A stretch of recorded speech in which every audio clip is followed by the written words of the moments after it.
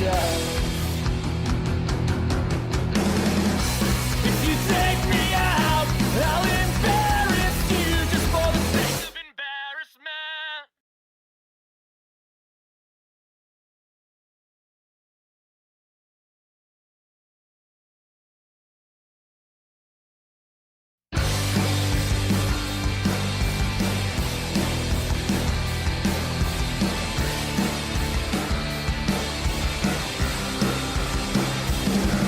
Say the days all blend into one, and that's how you live your life. You got the weekends at the bar, Monday through Friday, 9 to 5. You think there's no sense in looking back when you used to dream out loud. You used to grab this life by the throat as you grab for air.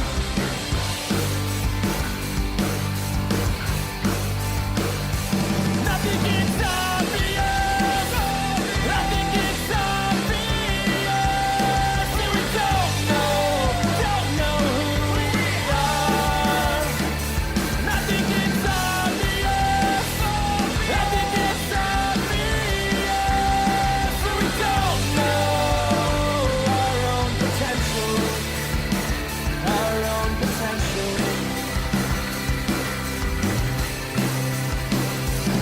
We're all hanging on. We're all hanging.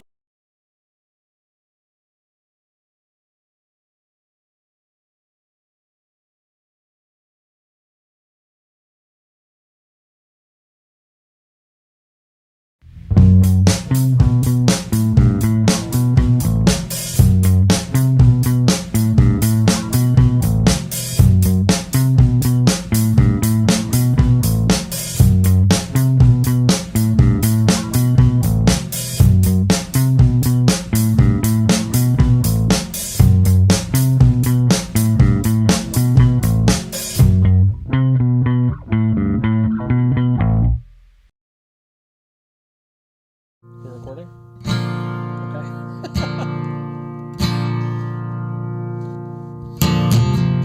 Keep a lonely eye on the weather. I wanna see if it rains. I wanna see if it rains. I keep a lonely eye on my glass. I wanna see when it's empty. I wanna see when it's empty. You don't know, I don't know, we don't know anything. I keep a lonely eye on my life. I wanna see where it went. I wanna see where it went. I keep a lonely eye on you. I don't wanna miss when you smile. I don't wanna miss when you smile. You don't know, I don't know, we don't know anything. I don't wanna miss when you smile. I don't wanna miss when you smile. I don't wanna miss when you smile.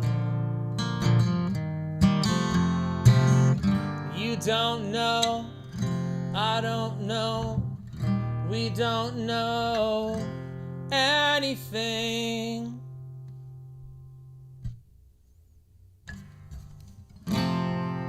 Loud applause.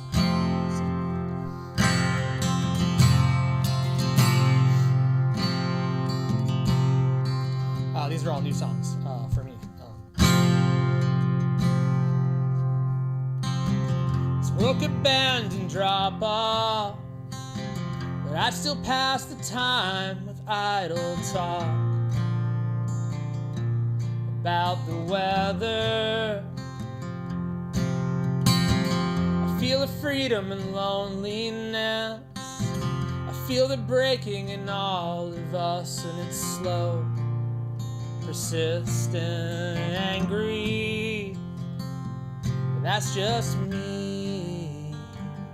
There's nothing here to see. A broken branch on a family tree, a broken hope inside of me, and it begs me for mercy. And if I could, I would stomp it out. If I could, I would let it go, but I can't. So I guess we're at odds. But that's just me. Nothing here to see.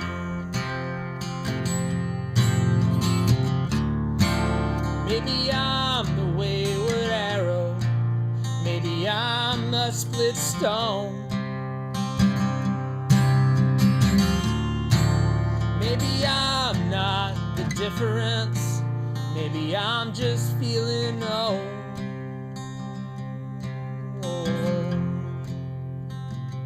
And that's just me. And that's just me. And that's just me.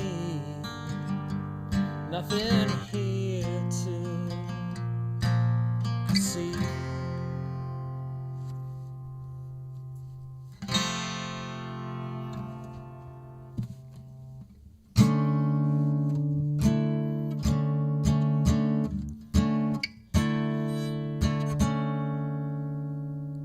I kind of want to talk about how weird it is to play a show like this, but at the same time, I'm like, it's just like, if this is all you got, like, this is great. Like, so anybody that's watching, thank you, and it's really kind of you to watch. It's a. I find that playing music is something that we feed off each other. Like, there's no stage for the people that are worth it. There's no stage, so I guess the information superhighway is the stage tonight.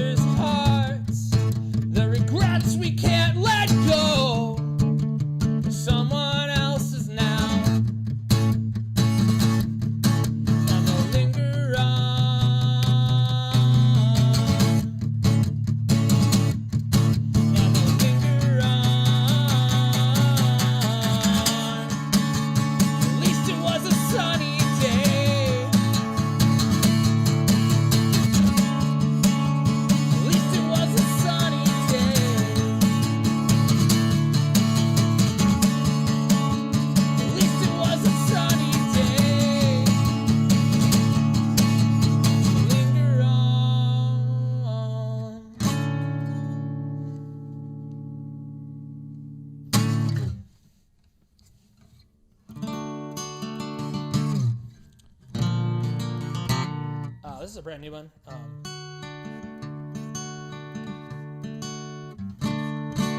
They're most likely to screw up.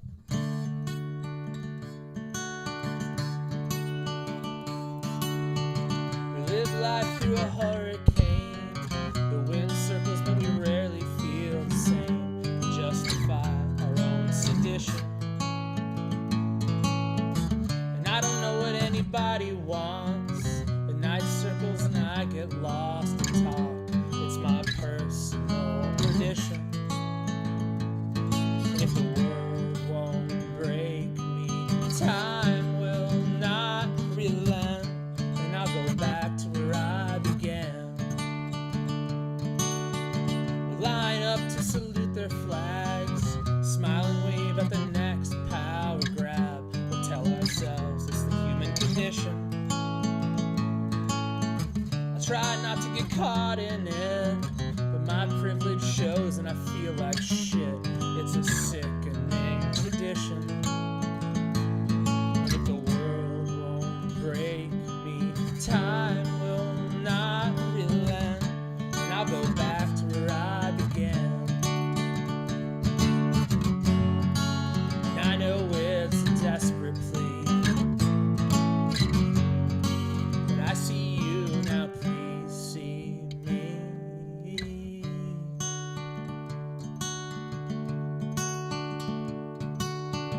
We live life like a hurricane. The winds howl, but we'll never feel the same. We justify our traditions. And I don't know what anybody wants. The night circles and I just talk and talk. It's my personal tradition. The world will break us because we all stood still. And we'll go back to where we began. Finally back where I began.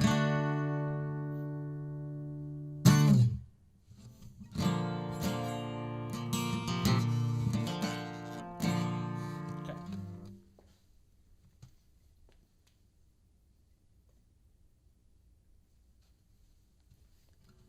This is product placement.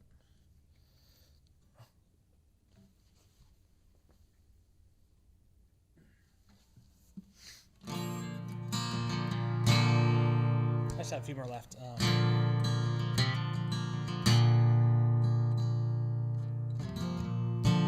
Whole town's barking out. They need to know what's going on.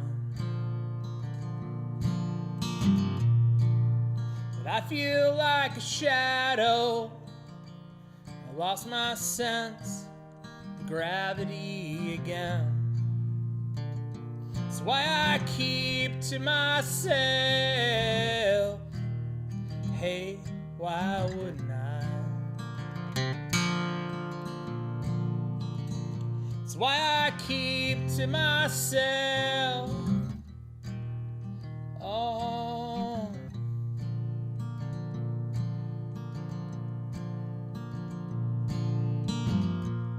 I feel the loss of tomorrow, but I feel it today.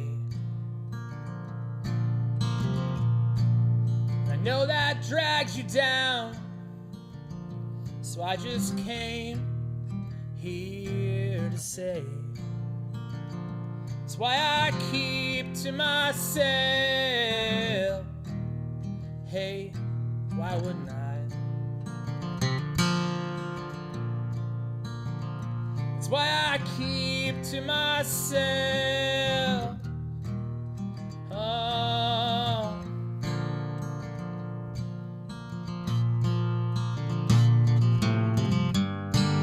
When happiness wanes, we find what remains.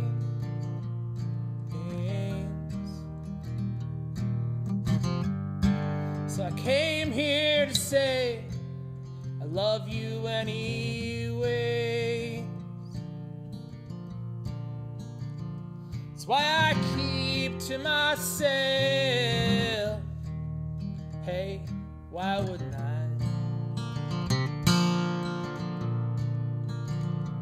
That's why I keep to myself. Oh.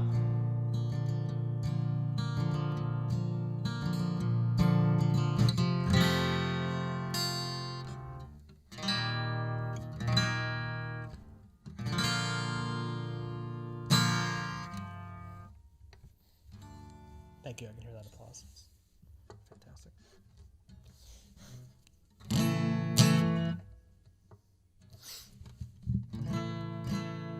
So I play in a band called Tied to a Bear. Back in a time where there were bands, if you can remember that. They would take songs like this and make them much better than they are. But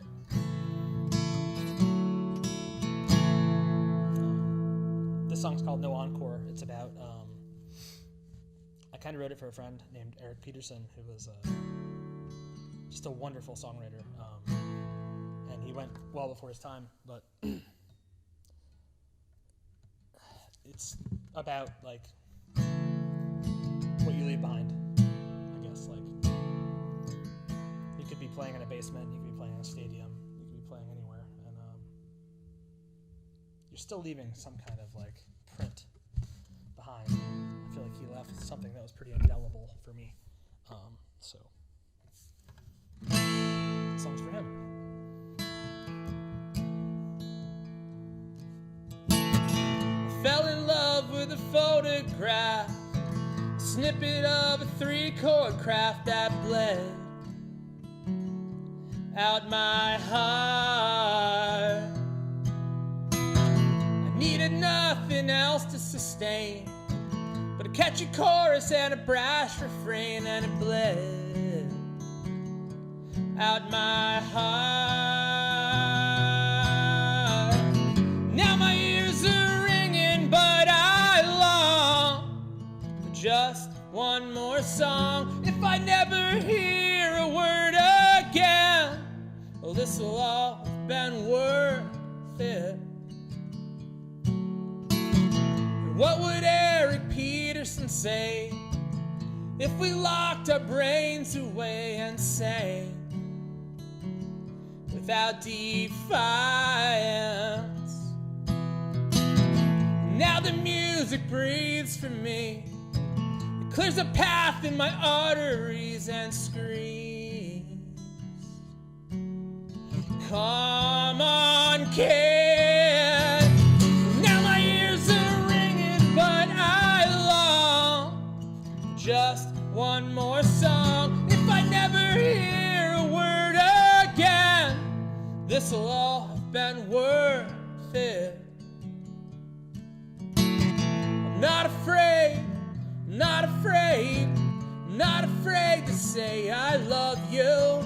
I'm not afraid, I'm not afraid, not afraid to say I love you. I'm not afraid, I'm not afraid, not afraid to say I love you. I'm not afraid, I'm not afraid, I'm not afraid to say I love you. Thank you for listening. Epic applause.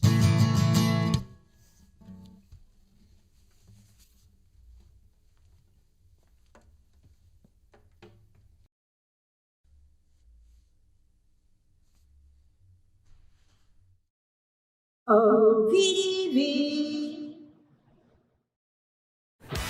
Hi, my name is Adam Preston Sissel. And I'm Mark Alexander Valois. And we would like to talk to you about Dead Moon Audio. What exactly is Dead Moon Audio? It's an excellent question, and I'm glad you asked. Have you ever found yourself in a situation where your band sounds like shit? Come to think of it, all the time. Well, we can help. Dead Moon Audio is a recording studio in Somerville, Massachusetts. In addition to our recording services, we offer on-location audio recording Like here at Once in Somerville, we're running audio for the soundstage. and also audio for live streaming and etc. So look us up and point your browser towards http://www.deadmoon.com. deadmoonaudio.com/index.htm. See you soon.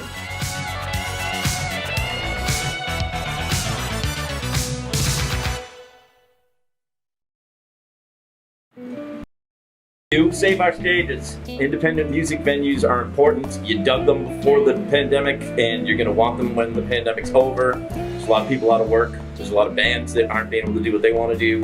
These independent venues need your help. So give anything that you can to those venues, to those artists, and make sure that they make it through this pandemic so we can all meet on the other side. That's right. Save our stages. Thank you. I'm a man of many words. Welcome to Our Beer Could Be Your Life, our post-show commentary with Jeff over here about beer and music and kind of where they intersect. I am Matt Oz. With me is... I'm Joe Conley. Hello. We're here live at Dead Moon Audio in Somerville, courtesy of our friends at Once Virtual Venue and Treebeard Media. Hi, friends. And our friend Dennis, the producer, menacingly stroking his beard in the background under a mask. Thank you, Dennis. We Jeff, appreciate you. We are so excited to be sitting here with you. It was so amazing to see live music. Unlike our people at home, we got to be within like 10 feet of you, which is just amazing. Thanks for having me.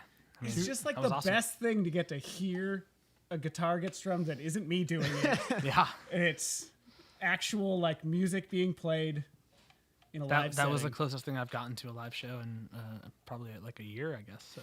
Yeah, was great. we were talking minutes ago. It's 50 weeks for me. It was at once. I remember the Not date, 12 the show, months. not 12 months. Yeah, we're not quite there. And it was really, I mean, we love what you do anyway, but it was really moving to see you perform to this audience that was not giving you a lot of applause. You were calling Yeah. out for it, but they were I heard silent. very little They were applause when it came silent, down to it. Just Yeah. the thousands of people who are out there. But yeah, it was awesome. It was really a great time. It was amazing. So Jeff, our guest here, Jeff Rowe, singer-songwriter, singer, guitar player, tied to a bear. You own a record label, Yes, Sound Investment Records. Sound Investment Records. It's my my best friend and myself. We own a tiny label that we're like trying to propel into the ether, I guess. But yeah. A noble venture to start that in the middle of a COVID crisis, but you know that's great. You also are Yeah. currently making hot sauces. Yep. Rose Apothecary, Yes. tongue firmly in cheek for that guy. I know. Yeah, I make. I mean, fermentation has always been a thing that I was interested in. So making hot sauce is fun, and I'm just like trying to like do like I'm basically like bootlegging hot sauce. That's pretty much where I'm at. So. Smokey and the Bandit Part 4. It's Is that where not you're that gonna be about dissimilar when running you hot think about sauce? it. Yeah, it's yeah. I also like that I'm bootlegging it. Yeah, and I'm throwing that out into the ether. Everything I'm doing Yeah. is illegal. Illegal hot sauce. Get it now. Come at me. Cops don't watch YouTube, so you're safe. You are safe.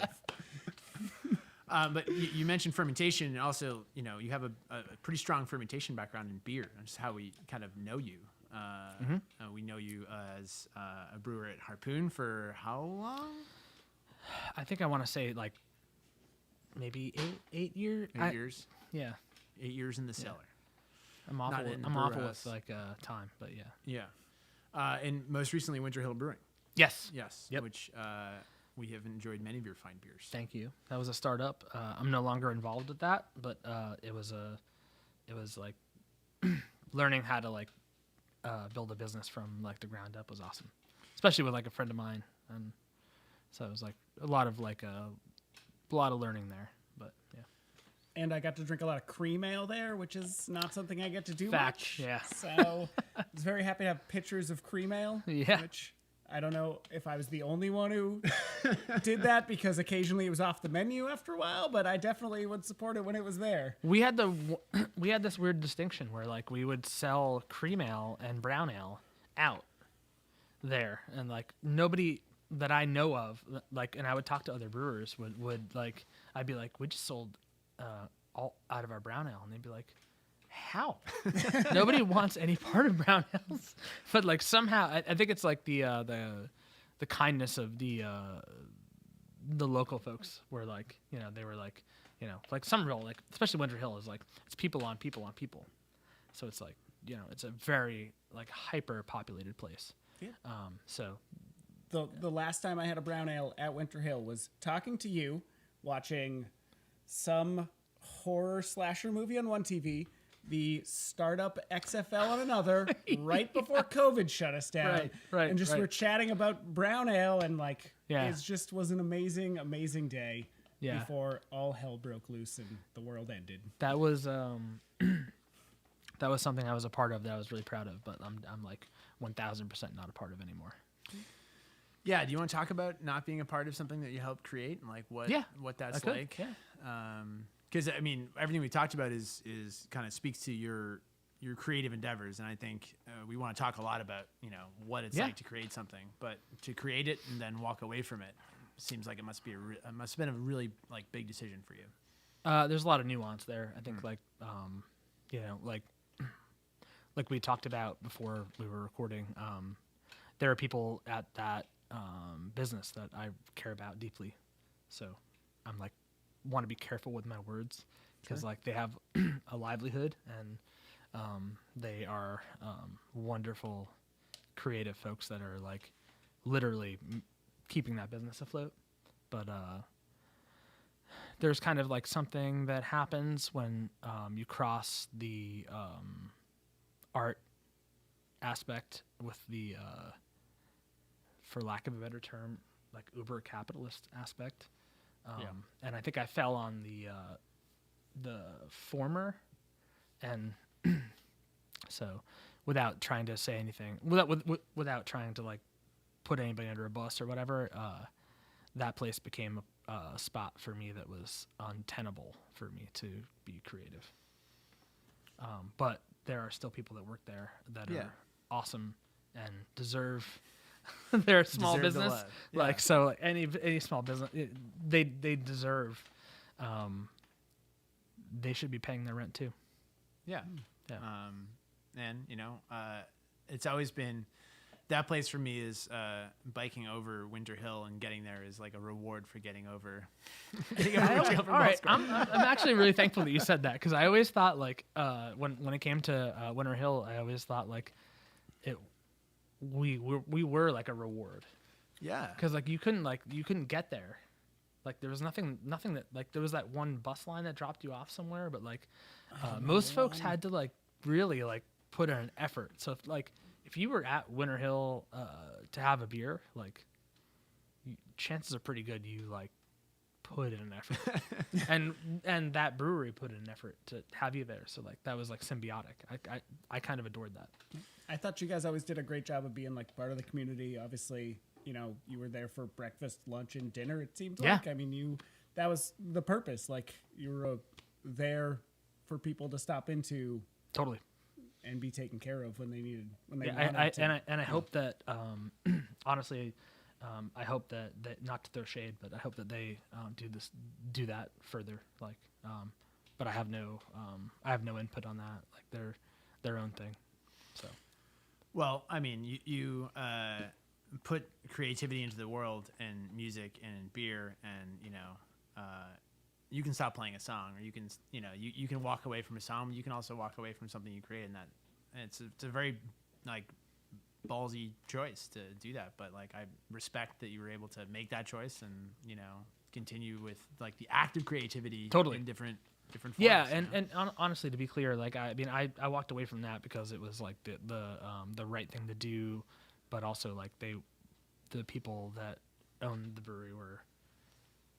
There was it was untenable. Like I was not like that would not have been a choice of mine. I don't want that to be like known that I like walked away for fun or like I was like I have a different thing to do. I would have stayed there. So, but yeah, that's it's a weird thing to kind of like traverse. But like yeah.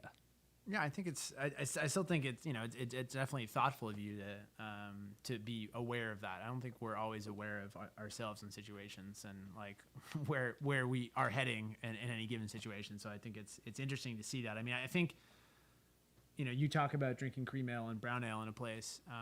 I think that one thing that was really cool about that place is that it was of the community and it felt like an outgrowth of the community that was there, and not something that was just dropped in from downtown Boston as like a beachhead of some new development. It felt like it was like grew out of the place where it existed. That was always the goal. I mean, the goal for a place like that was to be informed, like about like our community, and to find ways to be not just like capitalistic, but to be like to have a role, knowing full well that you're a part of like a gentrification of an area.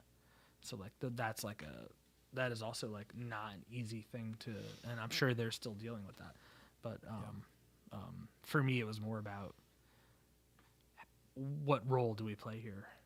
Because you can't just like, you can't just set, I mean, you can if you're an asshole, but you can just set up shop and do whatever you want and find an area viable for you on a capitalistic level. And I'm sure that people do that all the time, nonstop. But my initial goal with being a part of that business was to be the opposite, which I can't vouch for anymore, but it was like the opposite. But, and I'm sure that they're still, I hope they're still doing their thing. Yeah, I mean, you guys provided a lot of jobs in that community, did a lot of good things for that space, which is obviously very helpful. Put on some nice acoustic punk shows that choke up after their residency show. I know, that was great, right? I mean, just everything about that was fantastic. So. Lots of like drunk Sunday afternoons. Yeah, which was wonderful. The best part. Yeah, showing up on a Sunday and then there's some like Sam's playing acoustic guitar and you're just like, just get to watch a crazy show that. I literally watched some of my I don't know how you put it, but like I would say like peers, but like that gives me a lot of credit. But like a lot of my peers that I you can just say friends. My friends. Say they're friends. We'll go friends. I watched a lot of my friends that I adore their songwriting play in that building, and that was a building that we started. And for me, that was like this like kind of apex moment where I was like, I'm literally watching my friend play these beautiful songs at the bar that we built, and they're drinking the beer that I made, and it was like there's so much there that like it's almost hard for me to unpack it now. But it's pretty sweet, I guess is what yeah, and no one can take that away from you. That happened, that you helped create that space and create it, and you're still helping create right now, and just in a different way. So it's cool to see that that through line. So yeah. We talked a lot about the songs you were just playing, and we talked in the other room as we were watching and discussing how we like felt about like live music and what this felt like, and what is it about a song that is like making a beer? Why is a beer like a song? Why is a song like a beer? Like, can we talk about that? Yeah, that's like a really good. That's like. I stole that from you. That's a question. I feel like I should I should take like a week to unpack that. I mean, we were talking about it before this started. I feel like okay, all right, yeah, all right. After this too. Wait, is that like a loaded question? Is that what that is? A loaded question? Is that what people say when they say loaded question? That was supposed to be like a softball. I think they're synonymous in the sense that it's all like ingredients and it's all like intentional. Like if you're gonna do something proper, like you can make a beer and you can make just like whatever beer. Like you can be like, I want to make a Pilsner. That's great. Like I back you. I like a Pilsner. That's fantastic. Or you could make a Pilsner with intention, and you could find out why that beer means something to you, and you could create that. And then in the off chance that comes across to somebody else, that is just literal fucking gold. And I think the same thing applies to songs, like where you're trying to like piece together things, or I am, and sometimes I never know where they're coming from or whatever, but when they do land, like, and then they land with somebody else after you've played the song, I think that's like, I don't know, like, I don't know how you could ask for anything better than that. Like, and it doesn't matter if you like sold records or like if your beer,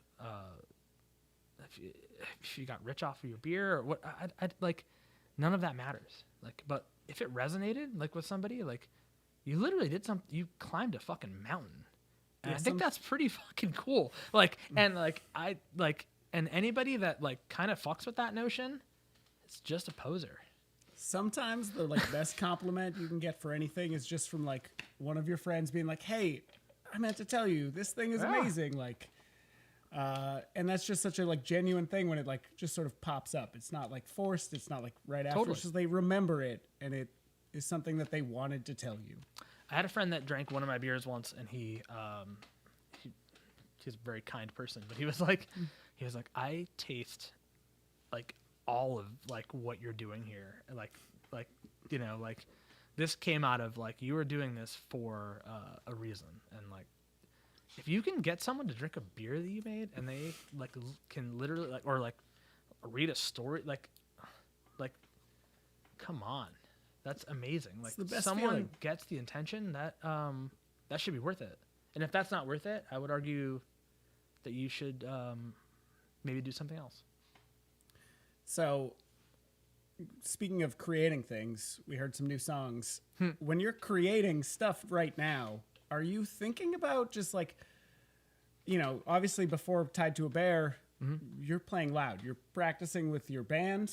You're playing those. Now you're writing a song with probably your acoustic guitar over there in your living room and thinking about it. Are you thinking about where it goes from there? Or are you just writing that song in your living room and being like, well, these are the songs I'm playing right now, and later on I will translate this to a bigger thing? I think I'm like stunted. If I'm to be like completely honest, like I don't know what to do with art or anything while we're dealing with this, and part of me is like wants to just like support art like in any way possible, whether it be folks that create it, folks that already supported it or built an industry on supporting it, a la what we're doing tonight, and our friends that are, you know, sponsoring this. But there is something there that like you lose a bit, in my opinion, when it comes to like creating, when it comes to a moment like this. Like I think everybody expects everybody to be creative, and I get that. Like I think that's awesome, and some people are, but also like we generally like en masse, I guess when I say we, thrive on the notion that we won't get to create. You know, like like tomorrow might not happen, but we're living like Groundhog's Day. So I don't have a perspective on creating, and I hope, and somebody else could probably be much more articulate than I am, but like for me, I have nowhere to go with it at all, like because it just seems like another day. Every day seems like another day, and I don't have any input that I didn't have the day before, and I only created because I had input because this day was fucked. This day, you know, this day, you know, it's like you have like you have moments that shape you. Nothing about this year is shaping me at all. That's really interesting to hear you say that. I would think that somebody who is used to having a band behind him and is used to that experience would feel like the absence of all these things is a different shape, like a different challenging, bigger thing, you know, like you know, you're creating through it. Like, yeah, it's counterintuitive. I mean, for me, I mean, I think that if you talk to other people that create, they would tell you something totally different. I think they'd be like, this has been a wonder, or whatever, but you know, or like, finally I don't have to talk to people, or you know, like all of that tracks. Like I get that, and like, and I just wasn't the type, and I mean, I created songs literally through like the chaos of like the downtime of like working 40 or 50 hour weeks, and So I don't necessarily feel like I don't feel this weird drive to like do much because it feels like we're in stasis. I write even fiction, but again, that's weird. Even during Groundhog Day, Bill Murray slowly learned to listen. I know. So, I know. Well, you're getting there. I mean, we're getting. Yeah. I'm not saying it's all bad. I don't want. I don't want to be like. I mean, I think that a lot of artists are doing wonderful things. I just don't think that this bodes well for like someone like me. Like I don't get any creative drive from us all being miserable together because I thought it was really like nice when I was just miserable alone. Yeah, I mean, you know, my partner is a very kind person. She said to me early on, I was feeling some kind of like push for creativity, and I think she may have picked this up from somewhere, but there was something about like not putting pressure on yourself. Like there's no like, you know, just because you wanted to write the great American novel and now you have the time to do it doesn't mean that there's any extra pressure to do that thing, right? So she said that to me early on, and it had almost an opposite effect where I was like, okay, well now there's no pressure. Maybe I can start dipping my toes into some stuff. That really affected me, but I mean, it sounds like you also get a lot of inspiration from the people around you, and like I get a lot of inspiration from my friends, my partner. I mean, I just see. I think like the day to day winds up being a weird thing because like before we were very passive, like I should say I was passive. Where days would just go by and you'd just be like, whatever, like it's another day or it's whatever. But I don't know. I also see like my partner and like my friends, making like crazy strides to like live within this and to be, and to strive within this, and like it makes it really hard for a nihilist like me because like all I want is to tell you that all of this is for naught. Yeah. Like literally, like, and it doesn't matter, and you're just dust.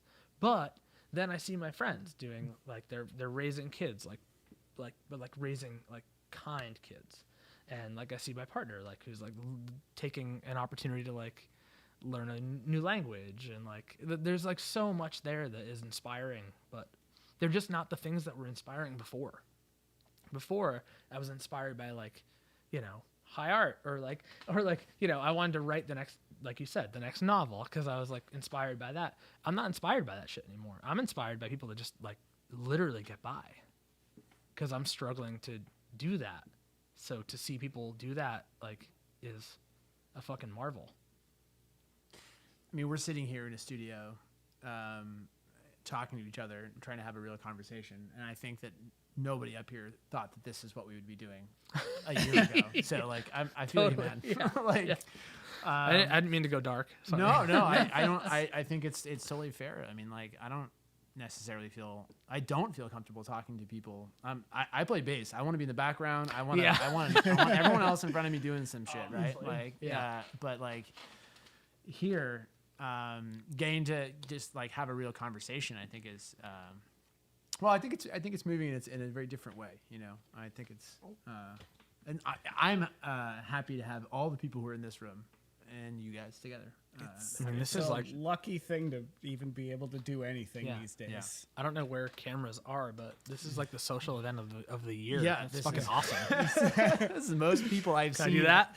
Hi. I mean, despite the bleakness you tried to portray, we're all actually pretty happy to be here. I wasn't shooting for bleak. I was shooting for honest, but like honesty is like pretty fucking bleak. Listen, the best stories are everyday, honest stories, and that's kind of where you're saying you're noticing art now rather than some high concept. You're just seeing the everyday mundane as beautiful art, which I don't know if I'm putting words in your mouth, but that's like a lot of things that I see is just like everyday existence now is like you have to find that most beautiful part of it.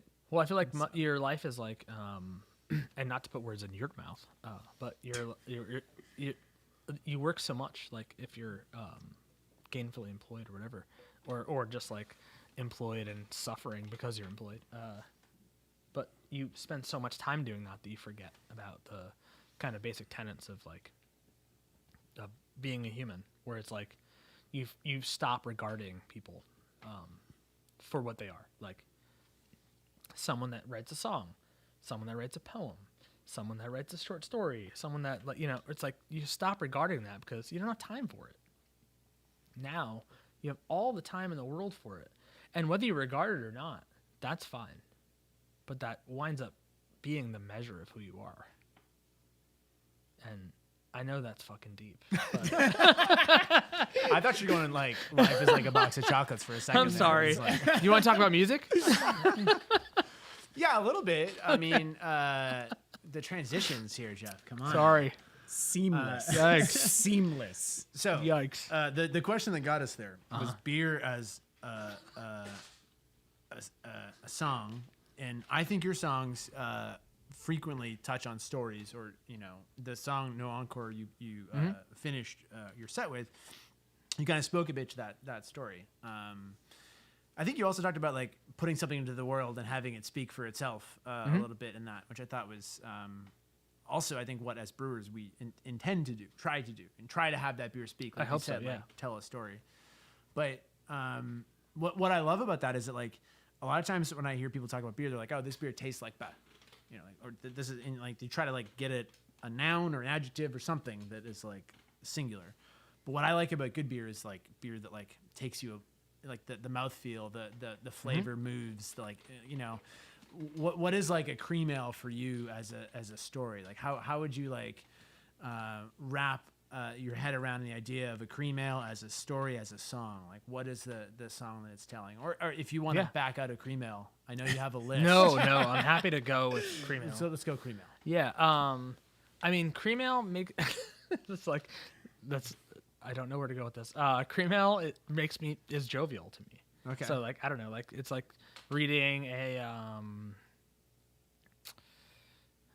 like a Sarah Gran novel, like a detective novel. It's like it's there. It's there for you. Like, okay. We're not challenging each other here. Like, there's a formula that you know what Yeah. you're Like getting we're not going like into we're it. not trying to like I'm not trying to challenge you with a cream ale. I'm I'm coming in literally this putting a for beer the in front of you enjoyment. that's like completely drinkable, and if you want it, cool, and if you don't, like fuck off to the next New England IPA. That's fine. But like that's We're getting to the heart of something with that comment. Yeah. okay. Sorry. No. Not my heart. No. But I mean, for me, those beers they do speak of competence. For me, like I guess as like a brewer in the industry, like to me, like you don't make a cream ale or we'll say like a Helles lager or like whatever. Those are things that are incredibly hard to make, I believe, and I think they're really hard to make well. So Yeah, you can dismiss the cream ale thing as like Jenny cream or whatever, and like Jenny cream is also wonderful, by the way. But like No argument here. those No beers are like ridiculously hard to make, and they're like, and yeah, they're not your New England IPA, but they are like hard beers to make that very few people like. So that goes back to being like back to like records, or it's like So what's a band that is that everyone should like? What band fits that? I mean, Crimshrine. Crimshrine is a band I love, but Jawbreaker would. I guess I could go to Jawbreaker on that one, but okay. But I think a lot of people love Jawbreaker, so I think they're essentially like a proxy mainstream band. But when you think, I actually now want to have a band for each style of beer. So, and I wasn't prepared for a whole this. nother I know. So This is why every time we had okay. a conversation earlier, we're like, we'll save it for the live conversation. We're gonna. Oh no! We're gonna Now, hit him with this the hard is literally questions. going to keep me up at night. That's what we're here for. Husker Du would be cream ale. Oh, sorry. No so doubt. Straight and to the point. No artifice. No production value for most of Yeah, those records. Just but so good. yeah. It's great and to the point. I like that. Okay. It makes sense. Sorry if I took us on a tangent, but I mean, this is all tangent. You can tangent on Husker Du and cream ale for however long Yeah, you you're want. talking to the I'm right fine crew with on that. that I'll for tangent. sure. Yeah. You said you have a notebook of albums that are beers. I have notes in my phone. Notes in your phone. Yeah. So 21st century. Trapper notebook. Keeper for adults. I've long tried to because of the parallel. I guess I won't go too far into it, but the parallel of beer and music to me is essential, like in understanding where the like beer has like gone as far as like music has gone. And if that doesn't make sense, I mean more like the essential records that you hear, like people are like, you know, like the Clash has given them enough rope, or early Specials records that people were like whatever. That's like a lot of the beers that you wind up having, that people are like getting into it, but they're like, I'm not like necessarily into that, but it came from this. But then they try it and they're like, oh yeah, oh sure, like you know. So to me, like there's like a huge parallel that between that. But I think that's also just me being like, I don't know what else to do with like how to parse out like how I feel. So I mean, I could be like totally wrong. Yeah, it's like the essence of like making mixtapes is like throwing together like songs you like that go with feelings that you like. You like give it to somebody. It's the same idea. Like I remember like drinking Smutty Nose Old Brown Dog and like listening to records in my bedroom when I was like 19 or 20, when I would first like buy beer, that I would like buy like good beer and like pretend to like it. And it wasn't good, but I like tried to drink craft beer. Because I found that if I went into a package store and bought like a 6-pack of Smutty Nose instead of a 30-rack of PBR, he wouldn't question my age. So like that was my loophole to get beer when I didn't have a fake ID, was just buy craft beer. And it didn't taste great because I wasn't used to it. And eventually I got used to it. Now I love it. And like that's why I remember listening to like Modest Mouse records and like drinking a Smutty Nose beer and stuff. I just didn't have I felt like I didn't have a roadmap. I think is like what it comes down to for me. Like there was like, you know, I grew up in a small city, and the folks there were, I would argue, less than kind when it came to being like trying to like be yourself or whatever. But yeah, I mean that to me that tracks. Like it's like to me like there's like a lot of like there's a lot of yourself in records, because like you listen to records the same way you read books, and you find yourself in it. And when you find yourself in it, it's indelible. Like you can't like let that go. Like that's your book. That's your record. And like that's I mean, to create something that meaningful, that should be enough for anybody, I guess is what I'm saying. Yeah, I mean, I also think that there's a point where you are unable to distinguish between yourself and the art, and like I think in it sounds like in your case, and certainly in my case, like punk rock and that entering into my brain at such an early age, it became like a blueprint for how to do things, and it became like a way of looking at the world more than it was just like 3 chords played fast. It was like something else beyond just music, and so like it just becomes part of your chemistry, whether you like it or not. Like it's just there. So like how you see the world, you're going to see it through what you know and who you are, and that's. I remember the first time I heard like Smashing Pumpkins. It was like from my sister's room, and like I never heard chords played like that because it was like dissonant, and like it was like weird, and I was like, what the fuck? But then I also heard Propaganda, punk band, and I was like, I never heard, outside of the Dead Kennedys, I'd never heard a band be so kind of like officious, I guess, like with like they were like, we are political, and if you're not political, then you can fuck off. Go somewhere else. Listen to Blink-182. Get out. And I loved that shit because it was like, I loved it. They were like, it was just so divisive. Like to me, that was like they were challenging me, and I felt like I was up for that challenge. I sent Propaganda the other day to a friend of ours who is schooled in heavy music and like loud music, but not specifically in the punk rock genre, and she was like, this is just not for me. And I'm like, you know, I understand that. It's like there's a lot of words shoved into this. There's a lot. They're like novellas. Yeah. Some of those albums come with and like, they're literal, like reading lists. And there's no song without that. That's the other thing about like that's important about that a band like that is like, which is what we're talking about with like beer even like, it's not without intent. And to me, I am sold on intent. Like, if you make a beer or a product, I don't really necessarily care what it is. I might have some moral objections if there's certain things involved, but like, if you make it with intent and you care about it, like, I'm sold. I'm there. I'm with you. I want to be a part of it. I want to buy it, or like, you know, but like, because I want to believe that that the world is full of people that have intent, and they do that on that level. That to me is like super important. Yeah, that'll definitely get me in the door at the very least. Yeah. You know. Just caring about something is a nice first step. Yeah, I would say so. I mean, doing anything with intent. I mean, it reminds. It's like probably the most elementary like fiction reference you can make, but like it's a Holden Caulfield moment, like wanting to believe that people like do the thing that they say they're going to do, and they do it for the reasons they say they're going to do it. You know, that's it's rare to find that in a lot of. I mean, probably 95% of the beer world, honestly, but like the 5%, Yeah. 10% of the craft beer world occupies. Even in that, there's That's the a reason subset why, of people. That's the reason why that Melville quote is like means a lot to me. It's like it's not on a map. True places never are. It's like when you think about it, it could be just like kind of a docile like comment about whatever. But when you really think about it, it's pretty meaningful, I think. We were talking about your song Melville before we got on, and about True Places. Mm-hmm. The name of was it 2018 Tied to a Bear album, I think. I believe you. Yeah.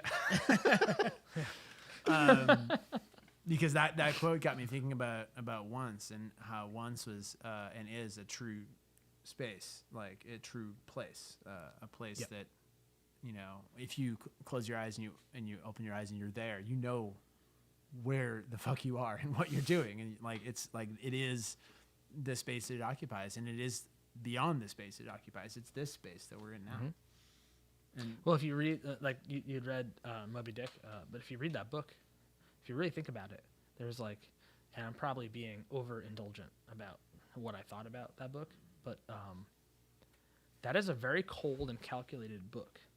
Like there's very little that speaks to like anything personal, but then there's that one line, like tucked in that book, that is like literally just like severing. It's yeah. So I take no credit. He's That's why it reading, kills me. He's reading Moby Dick. He gives you the tiniest little sliver to hang your hat on, and that's it. But then That you is wonder all when you're you, allowed. Then you wonder when you read that line if you've have you fucked up. Like were you not reading this properly? It's like I feel like he had a way of writing that was like, and I don't think that was what was like intended, but he had a way of writing where it's like, why do I gotta get halfway through a fucking opus to just like decide if I read it wrong? like that's like James Joyce shit. Like he intentionally wrote shit hard because he was an asshole, and we know that. Yeah, just writing. It's great. Writing you like Sure. all over the place, Yeah. and eventually maybe you'll figure it out. No, It's, he was like, yeah, these people are writing to make you suffer. I have to throw in a shout out to the town I grew up in. Dedham has the James Joyce Ramble, in which people stand along the side of the road in this 10K race and cosplay as James Joyce, reading James Joyce to the runners. I've never understood what it's about or why. Yeah, I don't. I've worked it a few years. I do not understand why James Joyce is connected cosplay. to Dedham, but I don't know either. From the same town. no, I just have had to work that event, Okay. Yeah, handing people beer. Cool. that's a tangent of a tangent of a tangent. So But yeah, that's it. I don't want to dress up like James Joyce, but. that's fine. It's fine. But we were talking. What on that the idea of a true place. For you. Like what is a true place? And Oz had a question that I'm going to ask for you, unless you remember Please what I'm do. talking about. Is like the dive bar question. Or let me remind you of the question. So a true place. No. Like No, go ahead. You're I'm setting stepping on your question. I really setting like. it up. I Do this. really We're a like watching team. you folks We're in argue. this together. yeah, we're figuring. We're all in out. this together. So Well, this is your. go I'm just ahead. saying this is an Oz question. What a great question, Oz. So like, is a dive bar a true place? And then like, what is the dive bar choice for you? Where do you want to be drinking at a dive bar right now instead of talking to two jamokes? Oof. So I always thought that the notion of a true place was a weird, like, sentient spot, like, you know, like the moment where you're like you maybe like lose a friend, or like there's something like the notion, like, what, I guess when I think about it, this is going to be super highfalutin, but like, Get it. It's never, it's about like that moment where like you've kind of like been relieved of your roadmap, like you're feeling like grief, or you're feeling something. And I think that's a very true place, and I think that in the context of that novel, I think that's what he was trying to say, but I would have no idea what he was trying to say. But to me, I think he was trying to say that like a true place is like that moment where you're just like everything's spinning, you're lost, and you have no compass, and that's the first time that you realize that you're somewhere real. And I know that's highfalutin. That's what I get from it. I think that's fair. For me, that would be like the night that the TAM reopened on New Year's Eve. I like found myself there, definitely head spinning. So I'll read it that way if that's okay. I went like too deep on that one. I know. No, I think Cut it just deep enough. It's perfect. It's perfect. So I think to wrap this up, we really want to know what beer are you currently drinking now that you just want to defend to death? What is your favorite beer right now? Oh, that's a pretty easy one. Maybe it's not. This pause. Well, says there's that a it is pause not because as I'm easy. like, now I'm thinking like, do I go like macro or I think you have to speak how you feel. yeah, I do. I've been drinking when I can get it, Duchess, and that is like a beer that I adore, and I realize that's not a beer that most people are into, but I feel like that's one of the most like delicately nuanced beers on the market that you could possibly get for the price. So that's just a Bourgogne, right? The like Yeah, Belgian Duchess de Classic. Bourgogne. Yeah, we'll just Duchess is the What do way. you think it is? I don't know. I don't know if it's Burgundy or Bourgogne. You're not going to say it. Bourgogne No, or something. Yeah. fair enough. You just glossed right over it. It's called Duchess. Well, that's why I did that. Yeah, that's Duchess. a good way That's, to do I it. mean, that's, I've been kind of like delving back into the Belgian catalog, including like Chimay and Saison Dupont is like one of my favorite beers, but the Duchess by far is like one of those things where every time I see it, I'm like, I have to have this, or this is a gift to myself. And I just love how, again, like I love how delicate and nuanced it is. I think that when it comes to beers like that, if you love those beers, if we're going to use our platform for beer for a second, it's like if you love the beer, you need to buy the beer. And if it's in a bottle, you need to buy the beer in a bottle instead of complaining that you can't find it. Like you need to go out there and buy it and be the customer that you want to be. So Totally. I appreciate you doing that. I could do a. Product I placement. really like Springdale IPA. That's not what. That's literally the beer you're drinking right now. It is. That's Literally drinking. Sorry. Don't apologize for drinking our beer. I think that's No, I'm happy to do it. yeah. It's a great answer to the question. Is that only in bottles? I think. That I know of. Yeah, It's I in don't like think I've the seen any 750 cans. format and the 4-pack. Yeah.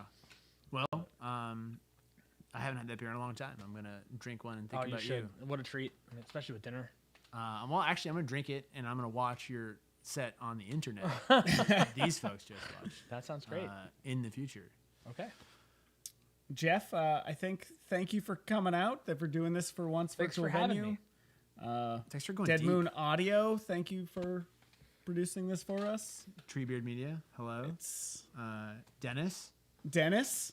Oh, there's Dennis. Dennis. Once virtual venue, we really appreciate you. We can't wait, like all of you, to be in a sweaty room together, listening to Jeff or Tied to a Bear, whatever form you are going to take next. We're excited to see. Do you want to plug anything in your realm right now? Just that I am an owner of Sound Investment Records, and we make we put out killer records. If you're into that kind of thing. How does one find Sound Invest? Just look up Sound Investment Records Yeah, on the interwebs, and we'll I'm find gonna it. be so terrible about that. And I make hot sauce, and you wouldn't know about it unless you knew like my Venmo. But I'm local as fuck. So that's all I got. Record I'm not label, great. illegal Yeah. hot sauces. Yeah. I know. Appreciate I you, know. man. Yeah. Well, Find him on Venmo. cheers, man. Thank you for Cheers. thanks for being here tonight. Thanks for sharing stories and music. And Yeah. Jeff, we Thanks, really everybody. appreciate it. Thanks for Thank having you so me. much. Honestly. I assume we're done. well, no, I mean we're definitely still live right now. So I know. we'll have a moment.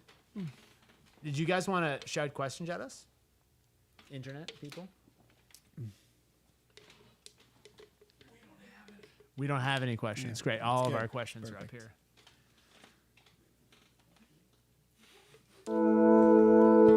Once Somerville started unexpectedly. In 2014, my locavore catering company Cuisine en Locale rented an old event space with a kitchen. It was early in winter. We discovered by accident that our ballroom and lounge both have great sound, and we started booking pop-up performances. One Night Creative Events, aka Once.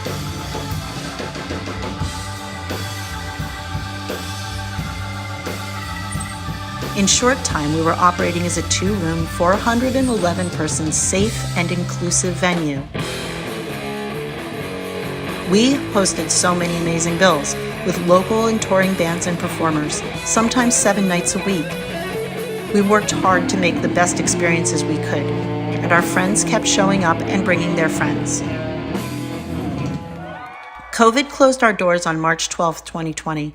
Once Somerville, the physical space we all love, went dark. In May, we started a once virtual venue, streaming performances to stay close to our community until we could be open again. We've hosted premieres, listening parties, dance nights, interviews, and variety shows.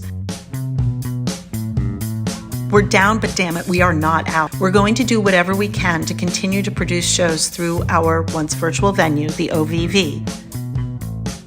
With your patronage, we can continue to produce our special programming with the goal of paying artists and staff and helping us all to bridge this transition together. We would love any support you can offer. A like and a share of our OVV YouTube channel. Buying something from Shopperville, our virtual merch booth. Make a gift through Venmo or PayPal, or best of all, subscribe to one of our Patreon membership levels. We're offering special content and access, discounts and merch items. Mostly, right now, we're asking you to join us and stay with us on this journey. We miss you, and you rock.